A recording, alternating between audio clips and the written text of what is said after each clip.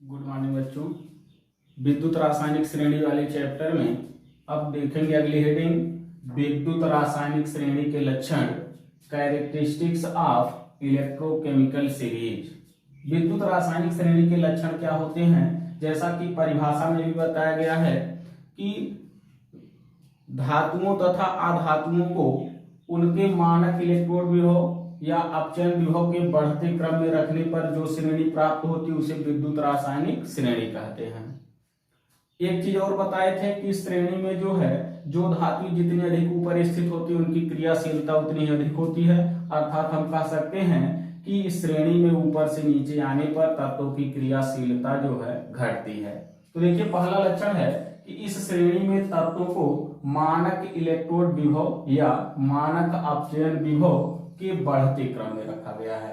मानक इलेक्ट्रोड विभव या उसी को हम कहते हैं मानक अपचयन विभव के बढ़ते क्रम में रखा गया है। दूसरा है कि इस श्रेणी में नीचे की ओर आने पर इलेक्ट्रॉन ग्रहण करने की प्रवृत्ति या अपचयित होने की प्रवृत्ति बढ़ती है। जैसे अगर हम ऊपर देखें तो सबसे ऊपर जो है लिथियम है, तो लिथियम जो है धन विद्युतीय तत्व है, यह जो है इलेक्ट्रॉन ग्रहण नहीं करता बल्कि इलेक्ट्रॉन त्यागता है। यानी इसमें जो है सबसे कम जो है इलेक्ट्रॉन ग्रहण करने की प्रवृत्ति है। और सबसे नीचे देखेंगे फ्लोरीन है, तो फ्लोरीन अधिक ऋण विद्युतीय है, तो इसलिए जो है इसकी जो है इलेक्ट्रॉन ग्रहण करने की प्रवृत्ति सबसे अधिक होती है। जैसे जैसे हम श्रेणी में ऊपर से नीचे आएंगे इलेक्ट्रॉन ग्रहण करने की प्रवृत्ति जो है बढ़ती जाती है। यही देखिए बताया गया कि श्रेणी में नीचे की ओर आने पर इलेक्ट्रॉन ग्रहण करने की प्रवृत्ति या अपचयित होने की प्रवृत्ति बढ़ती है, क्योंकि जो धातुएं होती इलेक्ट्रॉन जो है वो त्यागती हैं, और जब इलेक्ट्रॉन त्यागती है तो इलेक्ट्रॉन त्याग करके ऑक्सीकृत हो जाती है, क्योंकि जहां पर इलेक्ट्रॉन त्यागा जाता है वहां पर ऑक्सीकरण होता है।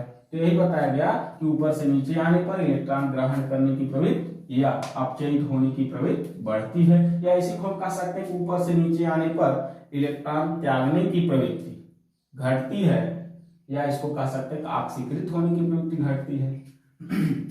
अगला देखिए है कि अपचायक क्षमता ऊपर से नीचे आने पर घटती है। हम जानते हैं कि जिस पदार्थ का ऑक्सीकरण होता है वह दूसरे पदार्थ को अपचयित करता है, अर्थात वह जो है एक अपचायक होता है। तो ऊपर से नीचे आने पर जब इलेक्ट्रॉन जो है ग्रहण करने की प्रवृत्ति घट रही है, तो जिसमें सबसे अधिक इलेक्ट्रॉन ग्रहण करने की वो इलेक्ट्रॉन त्यागने की क्षमता होगी वह जो है शीघ्रता से ऑक्सीकृत होगा, और जब शीघ्रता से ऑक्सीकृत होगा तो वह दूसरे के लिए जो है एक अच्छा अपचायक होगा, यानी प्रबल अपचायक होगा।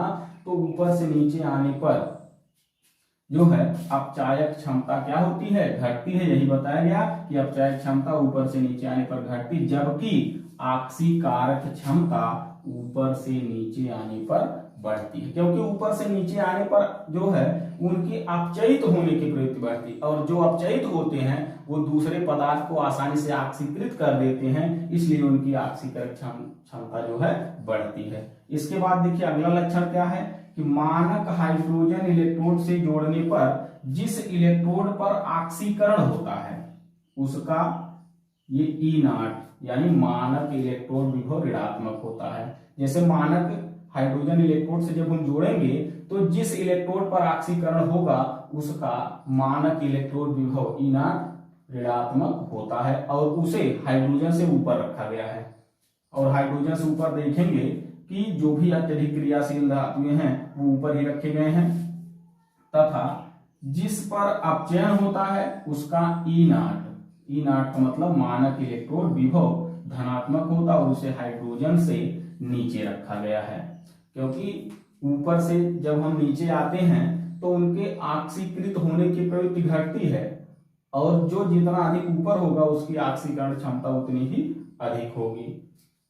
और इसके बाद देखेंगे कि यह जो है श्रेणी जो है जो बनी है उसमें धातुओं को क्रियाशीलता के घटते क्रम में रखा गया है, अर्थात जो धातु जितना अधिक ऊपर है उसकी क्रियाशीलता उतनी ही अधिक है।